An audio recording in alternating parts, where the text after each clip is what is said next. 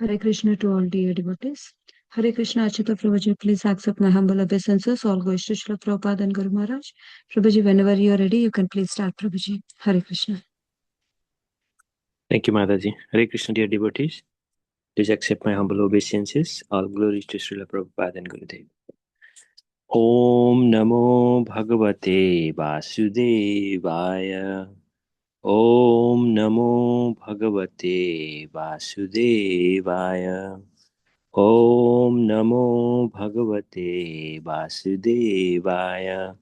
Narayanam Namaskritya Naram Chaiva Narottamam Devim Saraswatim Vyasam Tato Jayamudiraet Nashtaprayeshu Abhadrayeshu Nityam Bhagavata Sevaya Bhagavate Uttama Sloke Bhaktir Bhavati Naishtiki. Jai Sri Krishna Chaitanya Prabhu Nityananda Sri Advaita Gadadhar Srivas Adi Gaur Bhakta Vrindik. Hare Krishna Krishna Krishna Hare Hare Hare Rama Rama Rama Hare Hare. Today we are reading from Srimad Bhagavatam, Canto 10, Chapter 14, Brahma's Prayers to Lord Krishna. Text 49 to 61. Text 49. King Parikshit said, O Brahmana, how could the cowherd woman have developed for Krishna, someone else's son, such unprecedented pure love they never felt even for their own children? Please explain this. Text 50. Sri Sukadev Goswami said, O king, for every created being, the dearmost thing is certainly his own self. The dearness of everything else, children, wealth, and so on, is due only to the dearness of the self. Text 51. For this reason, O best of kings, the embodied self is self-centered. He is more attached to his own body and self than to his so-called possessions like children, wealth, and home. Text 52. Indeed, for persons who think the body is the self, O best of kings, those things whose importance lies only in their relationship to the body are never as dear as the body itself. Text 53. If a person comes to the stage of considering the body mine instead of me, he will certainly not consider the body as dear as his own self. After all, even as the body is growing old and useless, one's desire to continue living remains strong. Text 54. Therefore, it is his own self that is most dear to every embodied living being, and it is simply for the satisfaction of this self that the whole material creation of moving and non-moving entities exists. Text 55. You should know Krishna to be the original soul of all living entities. For the benefit of the whole universe, he has, out of his causeless mercy, appeared as an ordinary human being. He has done this by the strength of his internal potency. Text 56. Those in this world who understand Lord Krishna as he is see all things, whether stationary or moving, as manifest forms of the Supreme Personality of Godhead. Such enlightened persons recognize no reality apart from the Supreme Lord Krishna. Text 57. The original unmanifested form of material nature is the source of all material things, and the source of even that subtle material nature is the Supreme Personality of Godhead, Krishna. What then could one ascertain to be separate from him? Text 58. For those who have accepted the boat of the lotus feet of the Lord, who is the shelter of the cosmic manifestation, is famous as Murari, the enemy of the Mura demon, the ocean of the material world is like the water contained in a calf's hoofprint. Their goal is to Param Padam, Vaikuntha, the place where there are no material miseries, not the place where there is danger at every step. 59. Since you inquired from me, I have fully described to you those activities of Lord Hari that were performed in his 5th year but not celebrated until his 6th. Text 60. Any person who hears or chants these pastimes Lord Murari performed with his cowherd friends, the killing of the Aghasura, the taking of lunch on the forest grass, the Lord's manifestation of transcendental forms, and the wonderful prayers offered by Lord Brahma, is sure to achieve all his spiritual desires. Text 61. In this way, the boys spend their childhood in the land of Vrindavana playing hide and go seek, building play bridges, jumping about like monkeys, and engaging in many other such games.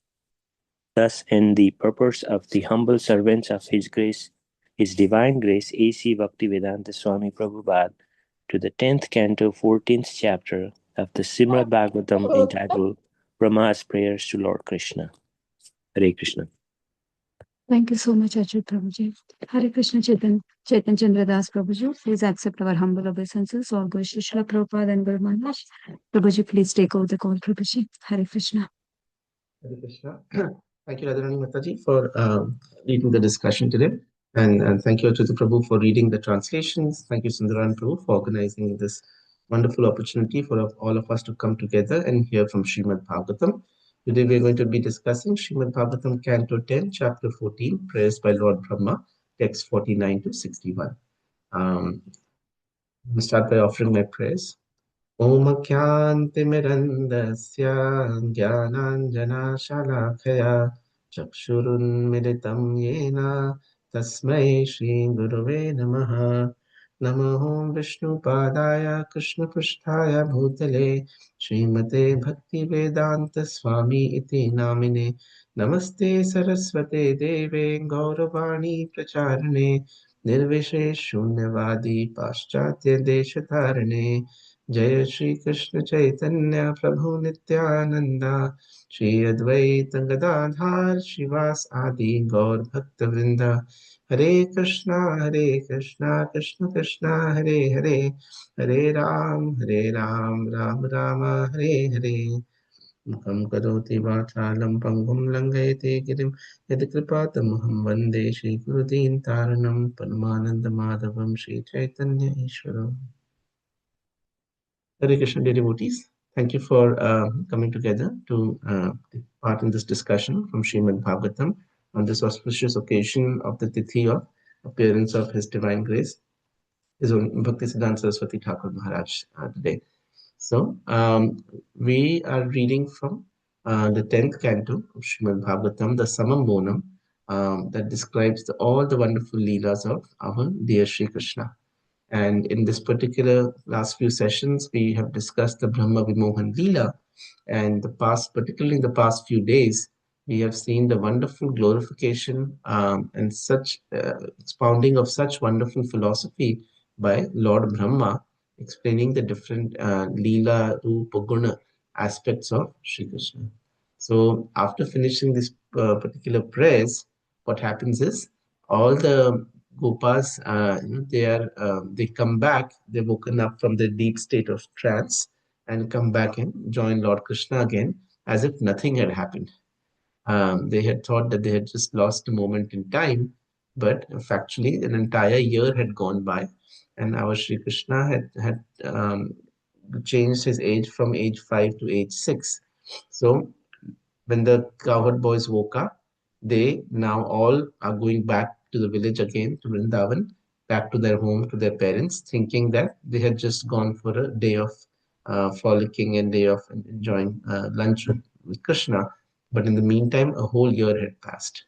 So when they had gone back, Parikshit Maharaj begins our discussion today. There are a few topics that we'll be covering. The first thing that Parikshit Maharaj asks that, "O Brahmana, how could the cowherd women have developed for Krishna someone else's son, such unprecedented pure love. Love they never felt even for their own children. Please explain this. So Sri Parikshit Maharaj, he wants to understand this mystery of how, normally we think that the greatest love, and we see for our own experience, the greatest love a human being has is for their own child. For our own child, there is no limits that we will not cross. We can do anything to protect our children. We can do anything for the benefit of our children. So how is it possible, Parishit Maharaj questions, that when Krishna took the form of everybody's sons and the calves, how come that they were more attracted to him than they were to their own children? What is the mystery behind it? And this is not astonishing. This question is very apt because even historically we have seen when we see the Katha of Dhruva Maharaj. So we see Mother Suruchi when he sees Dhruva Maharaj approaching Maharaj Uttanapad and wanting to sit on his lap. Immediately Mother Suruchi stops Dhruva Maharaj and says, "You want to sit on the throne? That is fine, and we can make that happen. But in order for that to happen, you have to do tapasya and pray to Lord Vishnu, and then you have to give up this body and take birth in my womb. So when you become mine, when you are my son, when you are coming from my womb, my body, only then will I recognize you as heir to the throne." So we see that even though they were in the same family, and Suruchi was a stepmother for Maharaj Dhruva, she did not have any affection towards him. So this also brings us to the point of a very intense element of rasa in bhakti called Parakiya Bhav and Swakiya Bhav.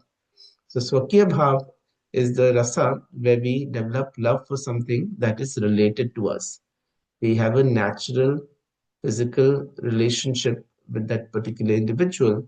It may be our spouse, our children, our siblings. To love them, to show affection for them, to care for them is not something unusual. It just comes naturally because they are family. Oftentimes, we may have family members who are troublesome or who irritate us a lot, frustrate a lot. We all have that experience. But still, we deal with them lovingly. At the end, we say, whatever happens, they are family because we have that connection with them. But if we were to develop that connection with someone else who we do not have any relationship with, but the only relationship is out of love or friendship, sometimes we say, oh, this friend is so close to me, he's just like my brother. No. And sometimes that person is actually closer to you than your own brother. So that relationship we understand is parakiya bhav. That is when there is no obligation, there is no physical connection, but still you have affection and care for that individual. And that is parakiya ras. And that ras we understand from Vrindavan is the highest rasa in the rasa bhakti. When you love Sri Krishna, even though there may not be any relationship with him, even though there may not be any physical connection with him, even though he may break our hearts, he may do something that is not what we would want, but despite of that, we still love him. We still tell Krishna that Krishna, whatever you do to me, you may embrace me lovingly or you may shatter me, but I will always remain your devotee and always remain in full love with you. And that is the Parakiya Ras.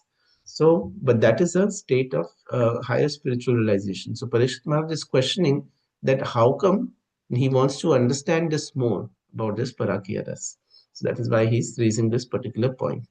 So, Shri Shukadev Goswami responds to him and says that it is true, Maharaj Parikshit, that for every created being, the dearmost thing is certainly his own self, and the dearness of everything else, children, wealth, and so on, is due only to the dearness of the self. So Sukadev Goswami recognizes Parikshit Maharaj's general concern that it is true that everybody in this world is factually only considered about their own self. Because we are only considered about our own self, and because we misidentify ourselves and not understand that we are this soul, but we assume that we are this body, everything that is related to this body, we identify as our own self, as our own thing. So because of this, there are so many different types of attachments and attractions that we develop. And Prabhupada describes many places that these are the different isms. We have the communism, we have the casteism, we have the nationalism. So in this particular way, because of our association with our body, we may identify with a particular tract of land. I am born in this land, so I am such and I have such and such attraction to this land. Because I'm born in this community, I'm attraction to this community. Because I'm born in this caste, I'm attracted to this caste. And oftentimes people create differences and they create enmity because of this understanding. And they claim that this is a very higher form of understanding because we are not thinking about our own self, but thinking about something else, like our caste, our community, or our nation. We become patriotic in that particular way. Sukadev Goswami is actually clearly pointing out that this is not true. The only reason we are doing this is because of attachment to our own self. We may say, oh, we are so attached to India and we are so patriotic towards it. But if we give up this body and the next life we take birth in another enemy country, then we may be attached to the enemy country and we may, harbor dislike for in India. So this will keep changing because it is related to our particular body. So it is not that we are attached to that particular entity, but we are attached to our own self, is what Sri Shukdev Goswami is saying. And anything that's in relation to the self, then we become attached to that. And that is also the source of misery that is there for everybody. So what these people, oftentimes these social reformists, they will claim that we are the sons of the soil. But a spiritualist understands that we are not the sons of the soil. Our body may be a product of the soil. Our body may be something that's product of the land, but we are not this body. We are the soul. So we are not really sons of the soil, but we are all children of God. Our connection, our true identity is being part and parcel of the Supreme Personality of Godhead. We are, as Lord Krishna says in Bhagavad Gita, Mamai Vamsha Jiva Loke Jiva Bhuta Sanatana. We are an ansha of the Supreme Personality of God, not this land and this material body, because we are not the body, we are the soul. So Shukdev Goswami goes on to say that because the embodied soul is self-centered, he is more attached to his own body and self than is to his so-called possessions like children, wealth, and home. So we are more attached to our own self, our own body, than we are to children, wealth, and home. So even though we are attached to these other elements, the moment it will come to our convenience or our life, we will immediately give up these other things also, right? We may be attached to our home, but if the same home is on fire, it's not that we're going to cling to it. Immediately, as soon as it goes on fire, we will escape and run away from that home because our life is at danger now. So our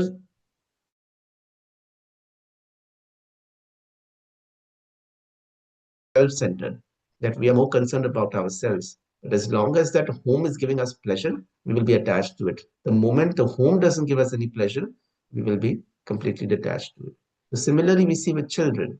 We know that in this current age, in Kali Yuga, it was already predicted that that parents may hurt their own children, may kill their own children in the form of abortion.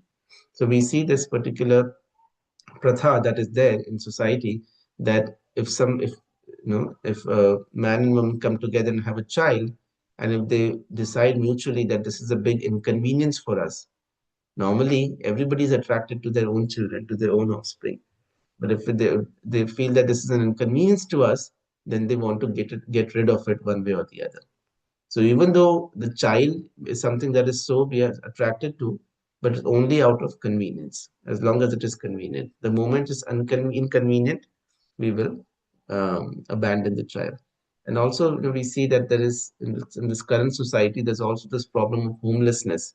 Oftentimes, like parents will kick their children out of home because their thoughts will not align. Right?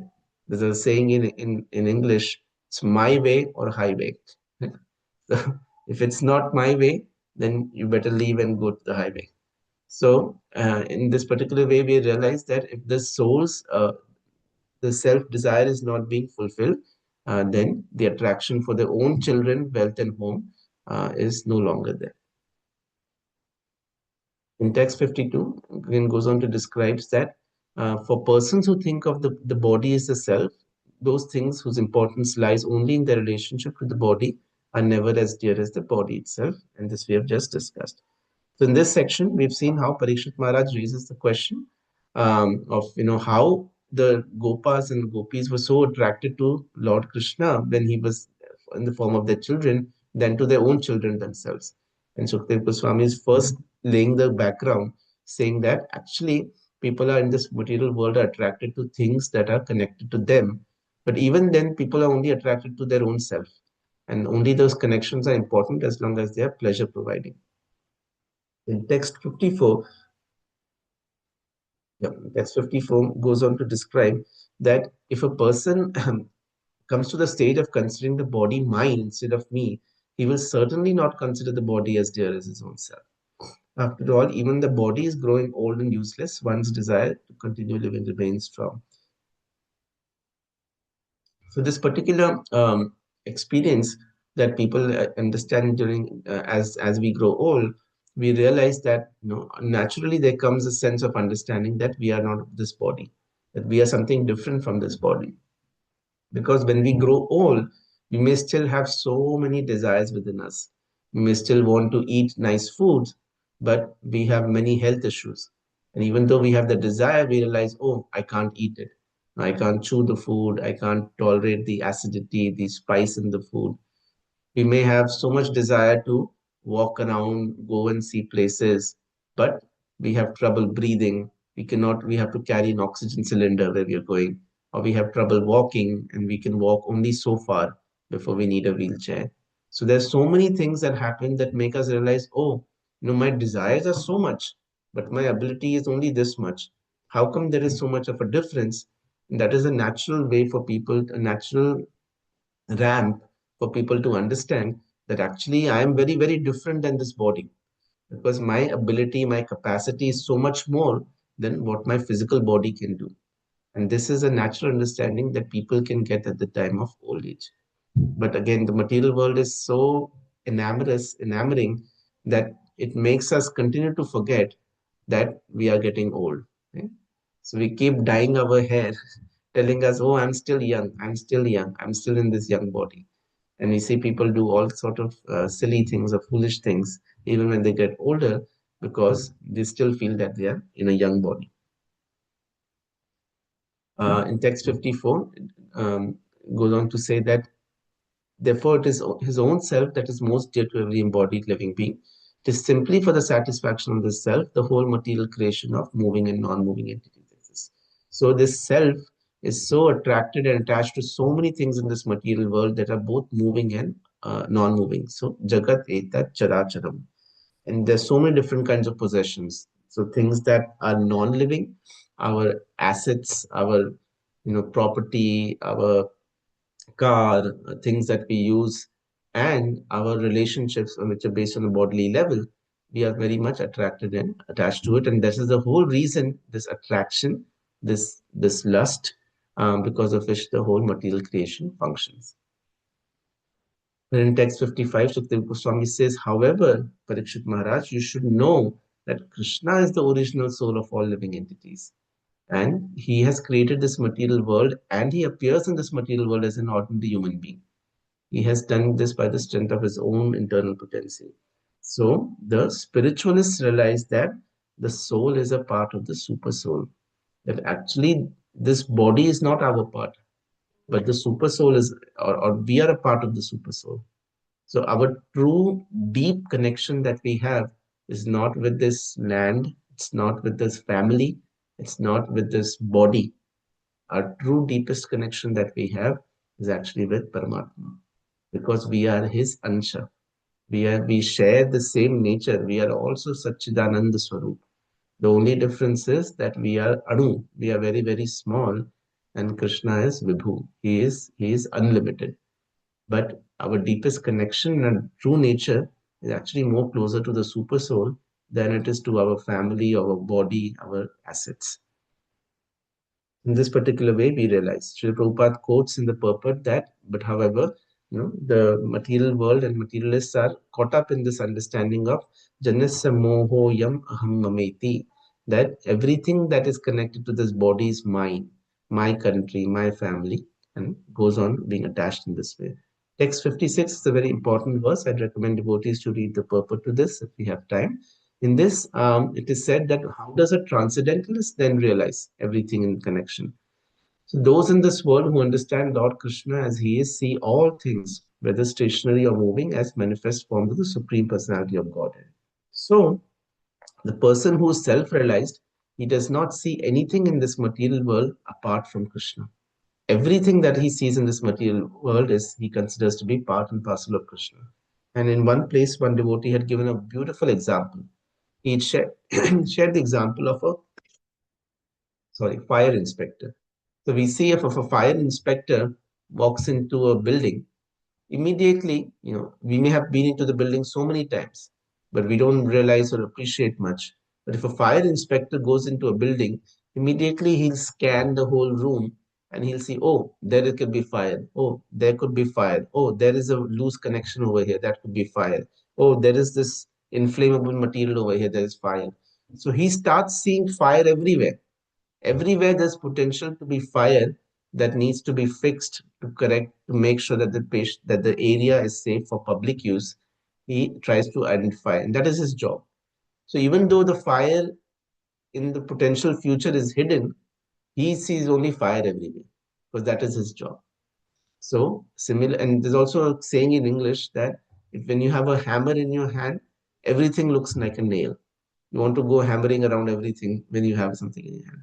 So similarly, when we have bhakti in our heart, when we have jnana chakshu, when we have this knowledge of spiritual realization, this intense love and desire for Krishna, then wherever we go, whoever we meet, only thing we see is connection with Krishna.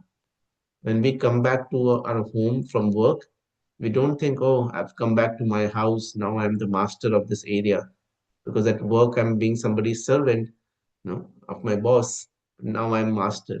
No. When we come back to our home, spiritually realized person realizes I'm actually coming back to the home of Shri Radha Govindji.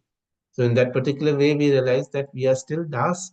It's better to be das of Krishna than of the materialist. So we see that in connection with Krishna. When we see our family, we see that these are not my family, these are not my property, but they are actually Krishna's, and my duty is to serve them wonderfully. In this particular way, everything around us becomes Krishnized, and that is the vision of the Uttamadhikari. We see the three level understandings of different levels of devotees. The highest being the Uttamadhikari is one who sees Krishna in everything and Krishna everywhere. In this particular way, he never considers anything to be separate from Krishna. In text 57, we see that Srila Prabhupada also makes one more point in the purport to text 56. He says that we are attracted to anything in this material world only because it is part and parcel of Krishna. If it was not part and parcel of Krishna, that thing would not be attractive to us. So even the attraction of anything is actually part and parcel of Krishna. Once Srila Prabhupada was going in a flight with one of his disciples, and they were playing a Charlie Chaplin movie. And the disciple was trying to avoid looking at it and trying to avoid getting distracted. And then he heard Prabhupada just laughing and laughing and giggling, looking at that. So then he looked at Prabhupada and his vision was just questionable that Prabhupada, why are we like watching this and enjoying this? And Prabhupada said, see, this Charlie Chaplin, he's doing such nice like comedy and acting, and he's making us laugh because he's getting this attribute, this talent from Krishna. So because it is Krishna, and Krishna is so loving and so joking, and we see his wonderful pastimes in Vrindavan, how he plays so many beautiful pranks and wins over the heart of everybody. A very, very small fraction of that is coming into Charlie Chaplin, and he's able to make other people laugh. So in that way, a pure devotee, he sees Krishna everywhere. In text 57 and 58, 57 it is said that Lord Krishna, or Sukadeva Goswami says that Lord Krishna, he is the source of all material things and also of the unmanifested form. Lord Krishna says in Bhagavad Gita, Brahmano hi pratishtha aham, that I am the source of this impersonal Brahman. Even in Sri Ishopanishad, Vedvyasji, he prays to Lord that Lord, please remove this dazzling covering from you, this Hiranmaya Patrena, this effulgence, this bright effulgence that is there around you, and please reveal to me your supreme form. And in that particular way, we see how the Lord reveals the supreme form to his devotees. So this particular attraction that we have is actually to the supreme form, the supreme personality of Godhead, Krishna. What then could one ascertain to be separate from him? So how can then, if everything that is there in this world, this energy, this light is coming from Krishna, then how can one consider anything to be apart from Krishna, anything to be different from Krishna? Sometimes people ask this question, so if everything is related to Krishna, then why are there bad things in this world? And this question is pretty important, and Srila Prabhupada had answered this in perfect question, perfect answers. He says, when we see evil in this world, when we see something bad in this world, it is not because that bad thing is also part of Krishna, but it is because of an absence of Krishna consciousness, because it is an absence of bhakti. And he gives an example saying that we sometimes talk about light and darkness.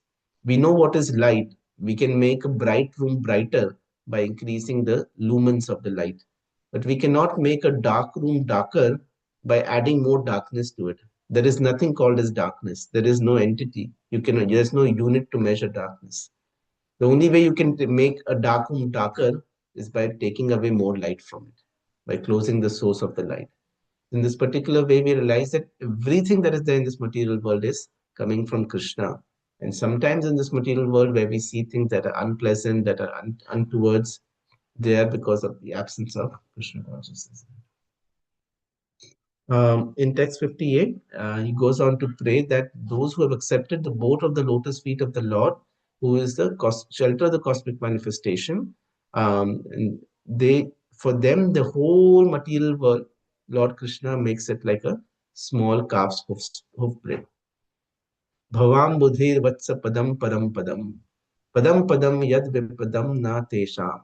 Otherwise, if we don't accept it, then there is danger at every step. But if we accept it, we can go to Vaikuntha, the place where there are no material desires. This example is given that this human life is like, this human body is like a boat, and the living entity is a soul. And if we accept in this boat an expert captain like Srila Prabhupada, then in this human body, by the favorable winds of knowledge, of transcendental knowledge, we can guide our path back home, back to God, and cross this material ocean of the science. But again, if we take shelter of Sri Krishna, he can make this vast ocean of material existence, this confusing world that is created, this enamoring world, Lord Krishna can reduce it just to a small size of water that is contained in the hoof print of a calf. So we can easily jump over it and go back home, back to Godhead. So since you've inquired from me, I have described to you those full activities. So Sukadeva Goswami now finishes this. So in summary, Sukadeva Goswami is basically telling Parikshit Maharaj that only those people who are attached to the body, they think of other children as different from their children. But the Gopas and Gopis of Vrindavan, because they were so much attached to Krishna, they saw Krishna everywhere, that even when Krishna came as their own son, they had this natural attraction towards him, even more than that they had for their own children, because they were seeing at the transcendental level.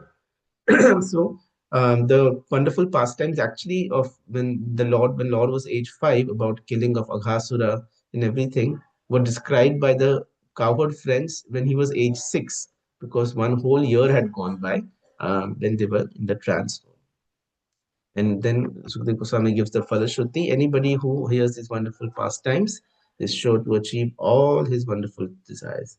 And text 61 is the last shloka, where he describes that this place of Vrindavan Dham is such a wonderful place where every word is a song, every step is a dance, and all that the devotees are doing is engaging in so many wonderful services for the pleasure of Sri Krishna, playing with him, jumping around like monkeys, and having so much fun with him. And that is the goal of spiritual life. Prabhupada used to say that spiritual life is not something boring, it's not something static, but it is something that is ecstatic. A spiritual person or a devotee is a happy devotee.